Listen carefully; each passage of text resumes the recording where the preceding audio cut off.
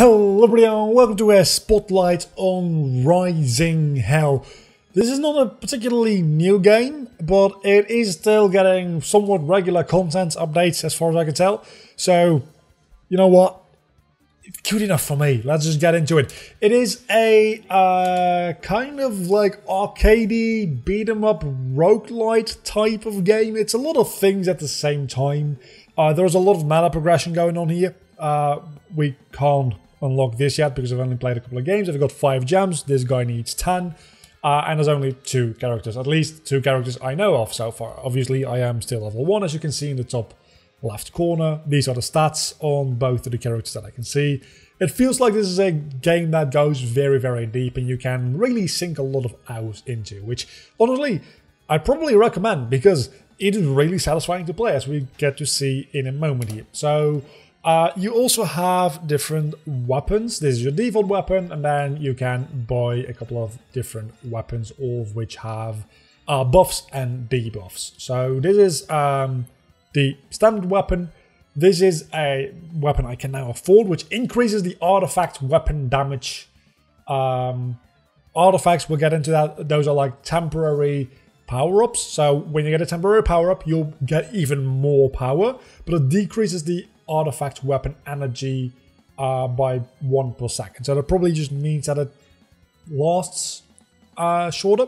So I'm going to go with the default weapon here, which is like molded into your hand. Even though it's pixel art, you can really see it quite clearly. I'm probably going to die fairly quickly because I don't really have much experience in this game. I've got about 35 minutes in. I've done a couple of runs where I made it like 1 or 2 floors.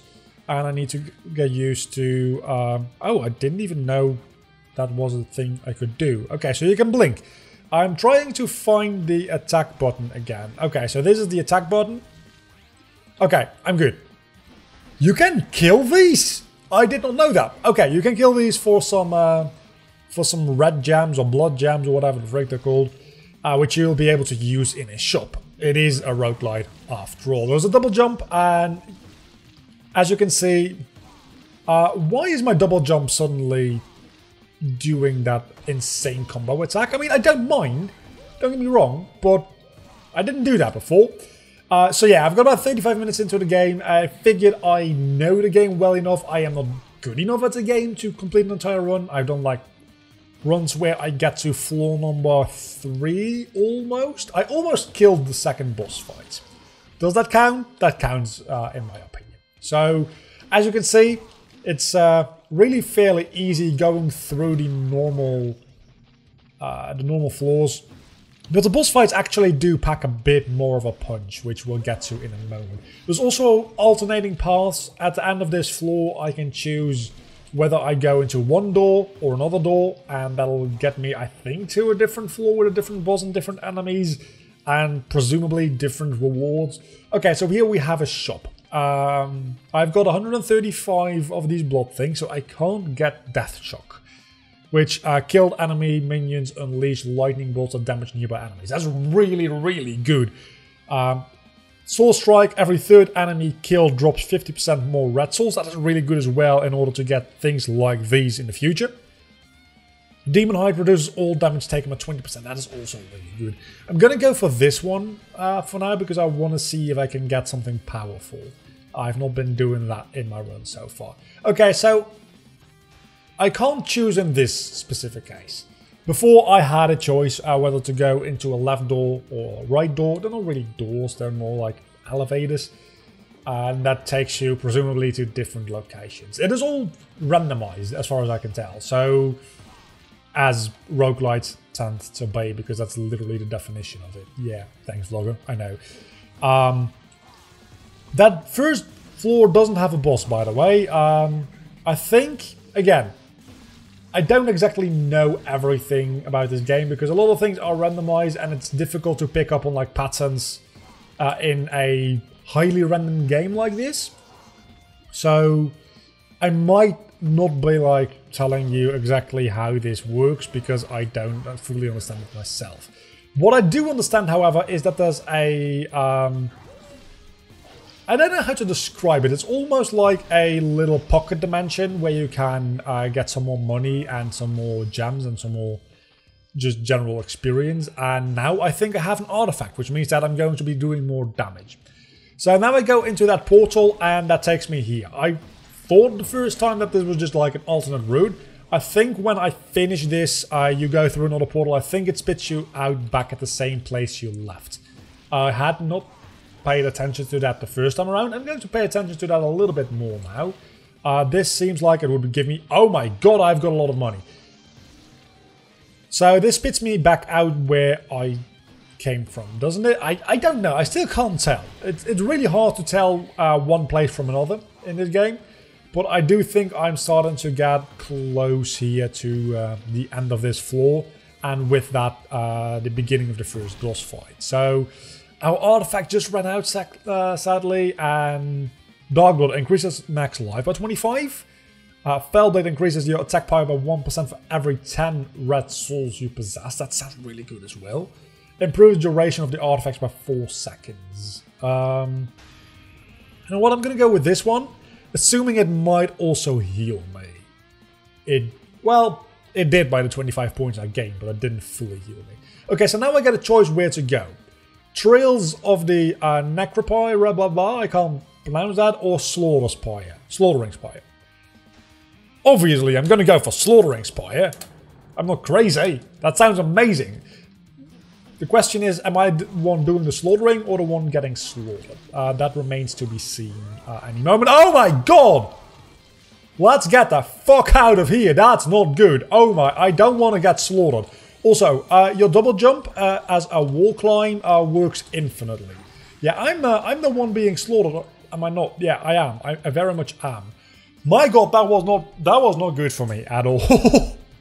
Let's see. I can't buy any of these. That sucks. That was not a good move on my part.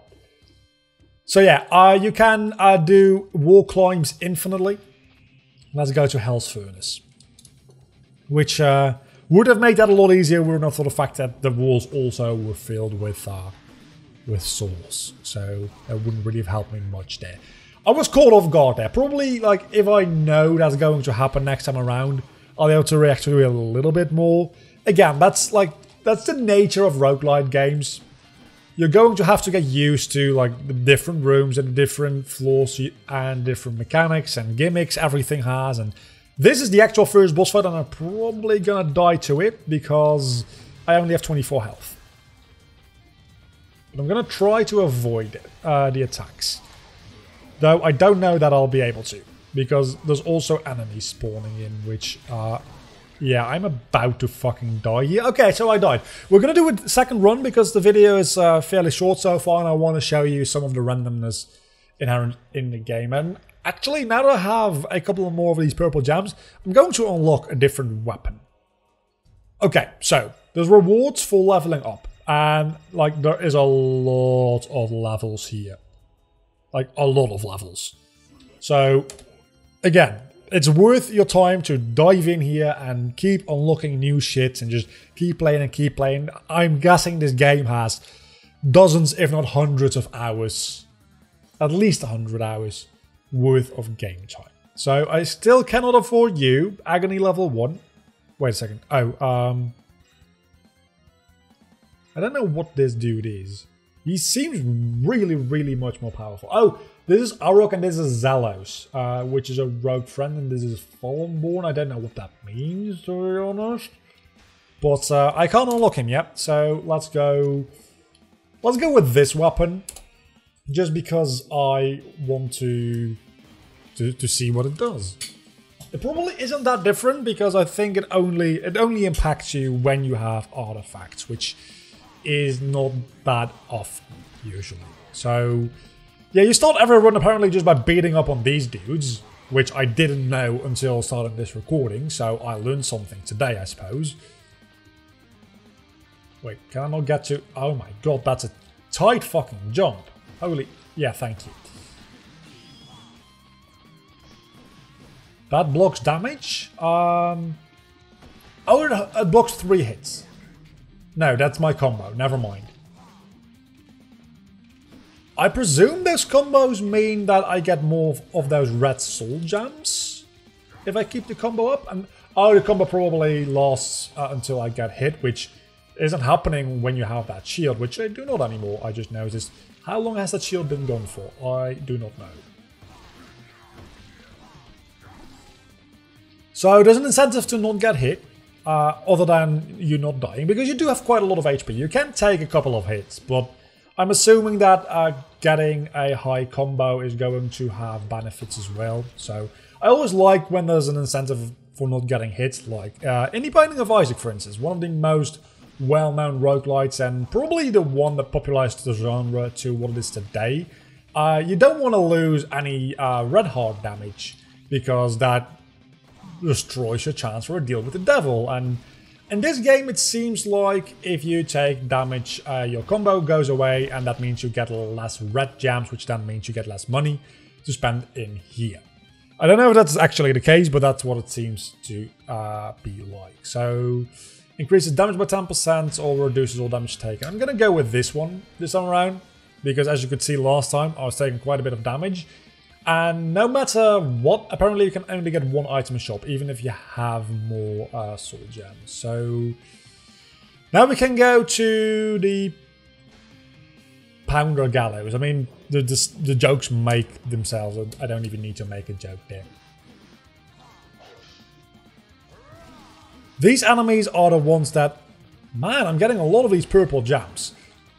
I got 3 in the last run, and I'm already at 1 in this run. I think I did like 3 runs before this, and that got me to 5 I had when I started recording this video.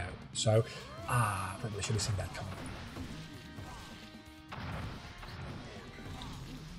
I don't have an artifact yet. I want to see how much more damage I do with that artifact.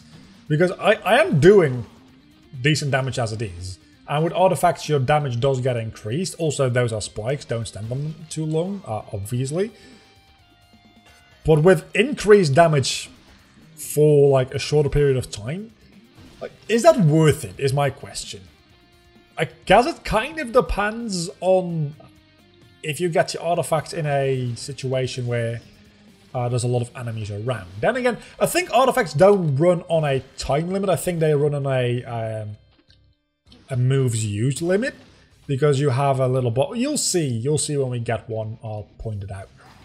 There's a little bar with the artifacts, and I think that only goes down when you use the attack, rather than it being a straight up timer. So this definitely does place you in a different position from where you entered it, which means that it is in a way an alternate route. I don't yet know how much of an alternate route it is. I think it probably still spits you out on the same floor, but just like higher up, I'm guessing. Again, I'm experiencing this partly together with you because it's a roguelite and you... Oh my god, that's... Okay, so as you can see...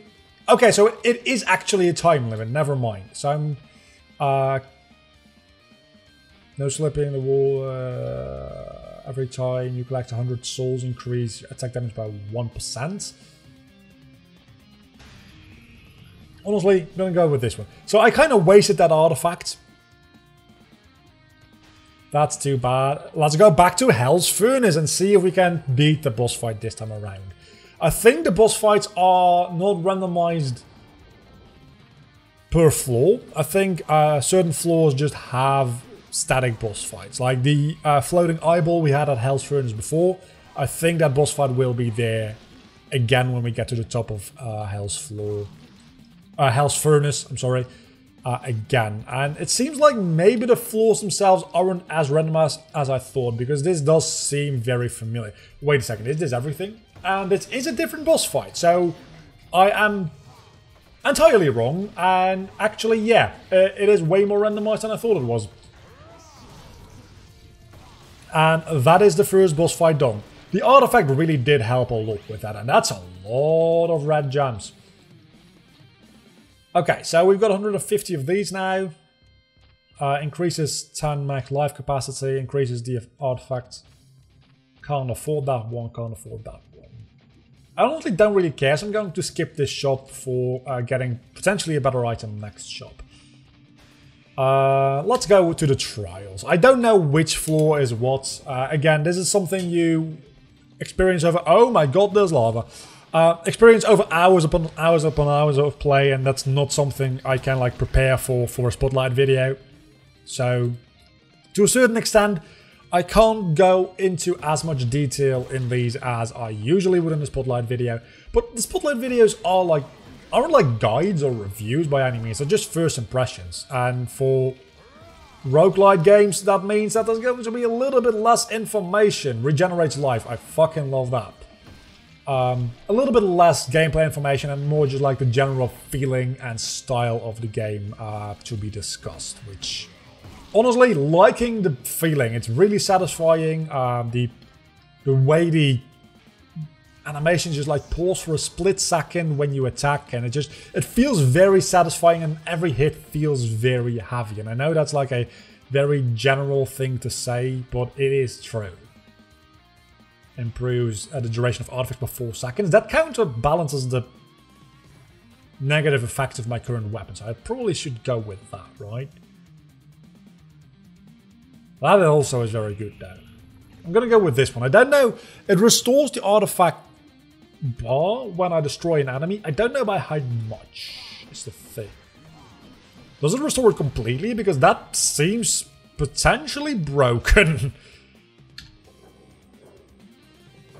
So it seems to be the case that this pattern of having a boss floor and then a normal floor and then a boss floor and then a normal floor.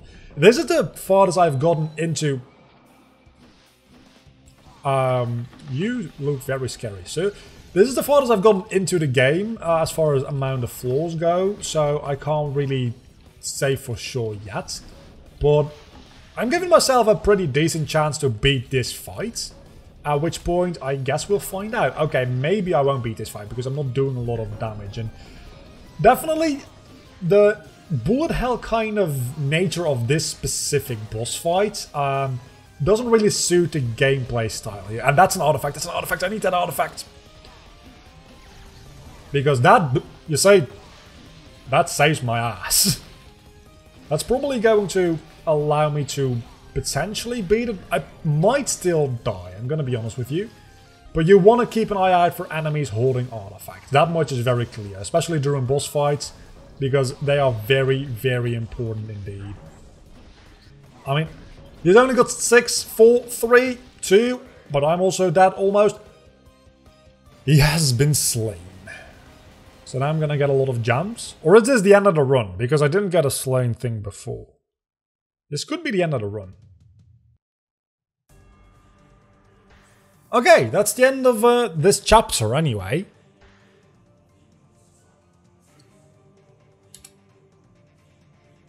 Claim your reward. 102, I don't know.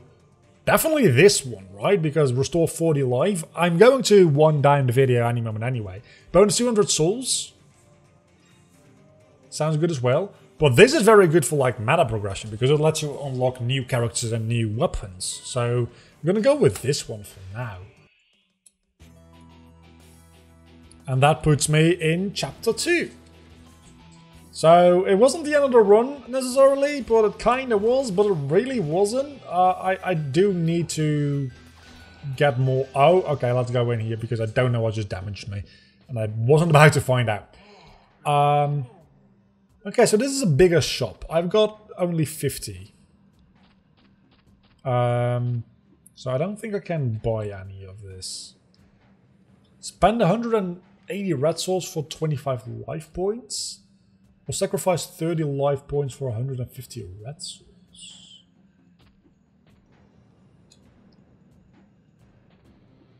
I can't do either. So I guess we just leave? Huh. That was kind of stinky. That's a artifact. Shocker Claw. Man, the artifacts are really satisfying to use. I do need some health though. Like, really badly I need some health. Please give me more health. Like, yesterday. Okay, so the upgrade I just got before where my artifacts increase, or the artifact duration increases when I kill enemies, especially with something that has a large area of effect like that, the chain reaction, the thunder thing does. Really, really good, apparently. Could do that one. It's literally the only one I can afford, so let's go with that one for now.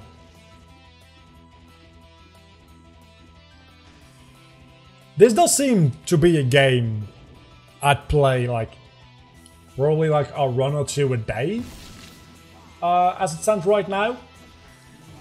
At least for a little while, if I have the time, right? It's not going to be the game that I'm going to be spending all day, but it's a fun arcade beat-em-up type of game, which I've said that before. Which is just fun to play.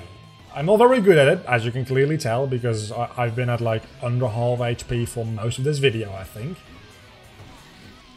But that's part of the fun. The learning curve is there. There's a lot of like mechanics and a lot of knowledge to learn about this game. There's a lot of intricate details, which that's kind of the charm of playing a roguelite, because you can sink so many hours into it until you learn. And there seems to be a story, or like at least story progression element to this game as well, which maybe makes it more of a arcade. That was a spike. Okay, that maybe makes it more of an arcade game than a roguelite, but it's somewhere in between, I feel like. Maybe I'm just very bad at recognizing it and it's not actually a roguelite. Final Will Level 2.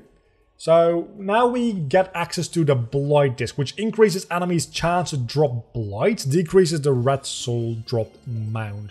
So that's a, what do you want to do there? So we can now unlock you, which, let's see.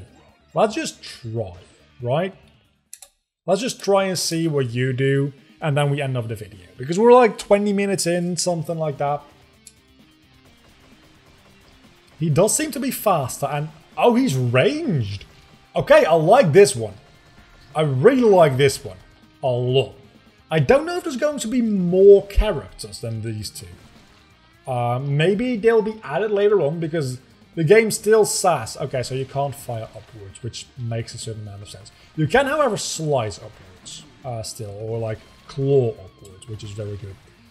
Okay, so I definitely do prefer freeze time. Oh my god, that isn't as good for this guy, but for the other guy, that would have been amazing.